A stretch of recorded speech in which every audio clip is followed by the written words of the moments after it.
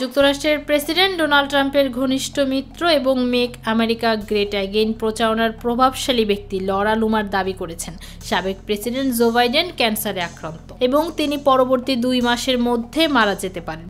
এই বিস্ফোরক দাবি তিনি করেছেন বাইডেনের স্বাস্থ্য সংক্রান্ত সাম্প্রতিক ঘোষণার পর। অনলাইন এনডিটিভির এক প্রতিবেদনে এমনই তথ্য উঠে এসেছে। এর আগে জানানো হয় যে বাইডেন আগ্রাসী ধরনের প্রোস্টেট ক্যান্সারে আক্রান্ত।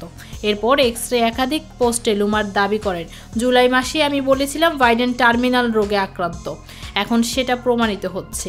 তিনি আরও বলেন, আমি মেডিকেল ইমার্জেন্সির বিষয়ে সঠিক ছিলাম এবং যখন তিনি মারা যাবেন তখনও প্রমাণ হবে আমি সঠিক ছিলাম। অনেকেই আমার কাছে ক্ষমা চাওয়ার দাবি রাখে।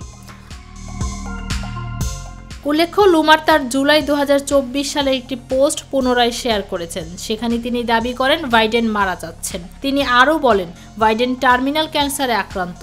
তার ওয়াইফ রাস্ক বাইডেন নিজেই একসময় মুখ ফসকে তা বলে ফেলেছিলেন। পরবর্তী 2 মাসেই বাইডেন মারা যেতে পারেন।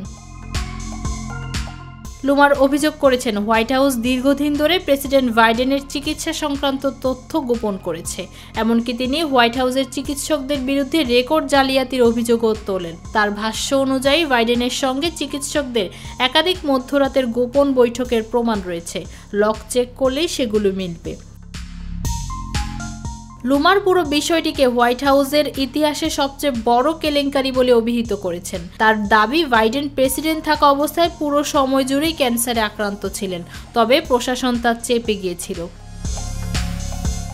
প্রতিবেদনের শেষ দিকে লুমার বলেন, অনেকে চাইছেন বাইডেন সুস্থ হয়ে উঠুন, কিন্তু বাস্তবতা হলো তিনি আর সেরে উঠবেন না। আমাদের উচিত এখন বাস্তবতা মেনে নিয়ে এই বিষয়টি নিয়ে একটি পূর্ণাঙ্গ তদন্ত শুরু করা। ফৌজিয়া আক্তার, নিরপেক্ষ নিউজ ডেস্ক।